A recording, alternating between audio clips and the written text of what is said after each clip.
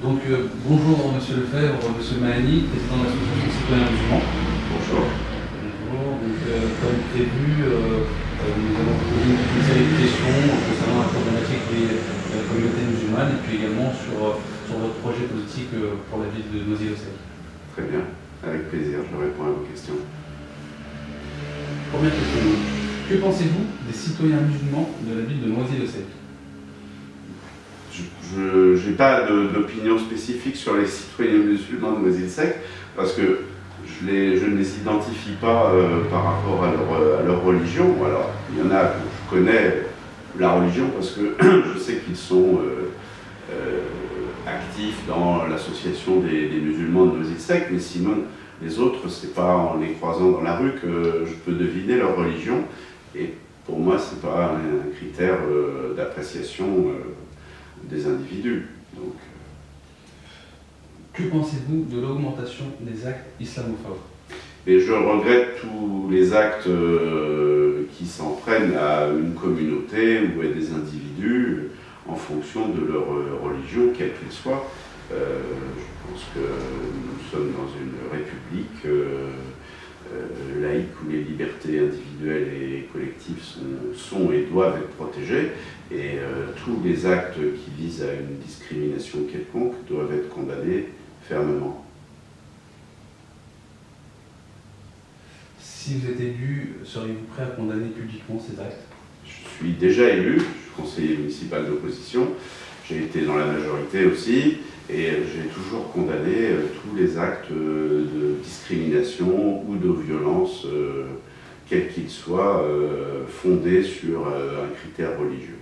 Donc je continuerai à le faire avec toute la fermeté nécessaire. Vous mettrez également tous les moyens nécessaires pour éventuellement retrouver ces coupables. Alors, le maire n'est pas le procureur de la République, hein. Donc les pouvoirs de police du maire sont extrêmement restreints.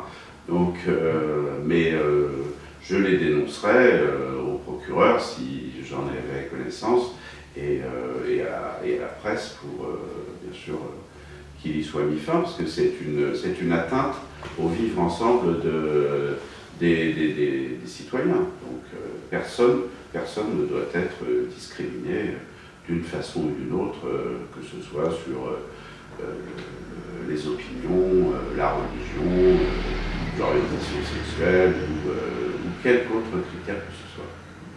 Nickel. Dernière question sur le sujet de l'islamophobie. Que pensez-vous du silence des politiques justement face à cette vague islamophobe qui a vraiment connu une très forte augmentation courant de l'année 2012 et premier semestre 2013?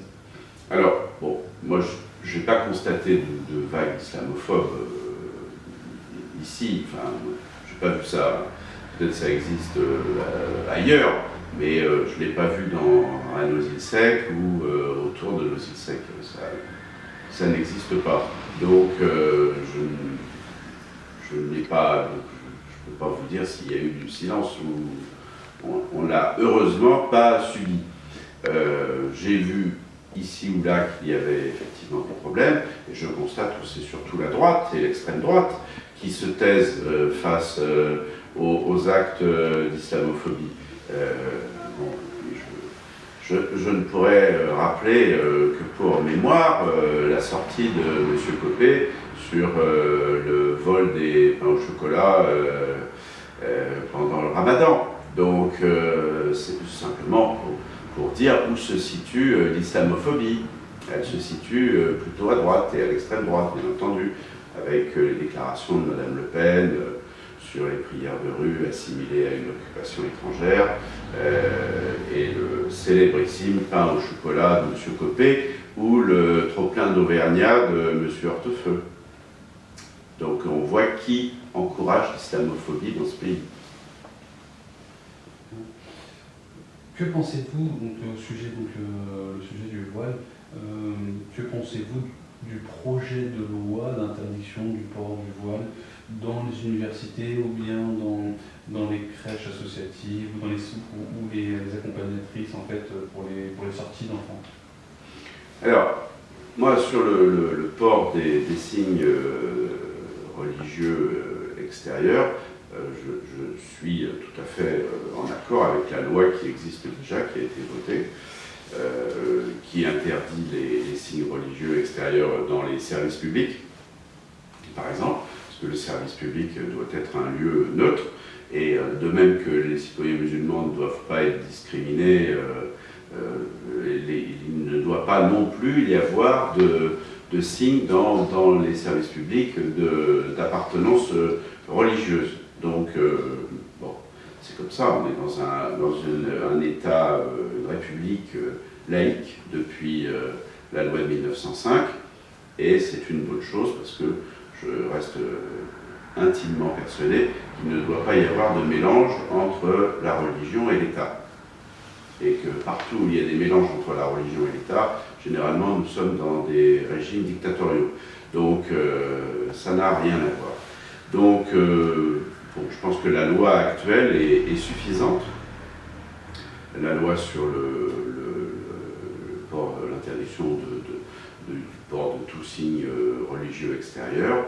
Et je ne crois pas qu'il soit nécessaire d'en rajouter par rapport à ce qui existe aujourd'hui et qui est largement suffisant. Donc, bon, c'est comme ça dans les services publics, dans les écoles, on a déjà traité cette question-là, mais elle est apparue déjà il y a fort longtemps. Hein. Les premiers cas ont plus de 20 ans. Donc, je crois que ça y est, tout le monde a intégré aujourd'hui qu'il ne doit pas y avoir de manifestation publique extérieure d'appartenance religieuse dans les services publics, dans l'école. Bon, alors, une crèche, c'est un service public, à l'évidence, qui accueille des enfants de toutes origines, donc là aussi il doit y avoir une neutralité. J'y suis très attaché. Donc si on veut préserver le vivre ensemble, il faut que chacun fasse l'effort, mais qui à mon avis est tout à fait légitime, de considérer que la pratique religieuse doit rester dans la sphère privée et ne doit pas être dans le domaine public. Un individu ne se caractérise pas principalement par son appartenance religieuse. Pourrions-nous avoir un panneau qui indique qu'apparemment vous êtes un carré musulman au cimetière de Noisy-le-Sec? Pourrions-nous avoir un panneau qui indique, qui précise cette information-là? Et éventuellement, si je prolonge par contre un peu la question sur ce que vous disiez, si on est amené à être limité en termes de place, y a-t-il une possibilité d'agrandir ou de carrer ou bien de trouver une solution pour les musulmans qui souhaitent être enterrés en France? Donc les municipalités de gauche précédentes à Noisy-le-Sec ont créé un carré musulman au cimetière nouveau de Noisy-le-Sec, puisque nous avons deux cimetières, un cimetière ancien qui est cimetière historique de la ville mais qui est plein, et nous avons un cimetière nouveau où il y a un carré musulman et où il y a suffisamment de place. Donc la question de la place ne se pose pas, et ce carré musulman est bien identifié, bon, il est orienté au sud, voilà, comme il est normal. Donc on passe sur le volet donc, citoyenneté,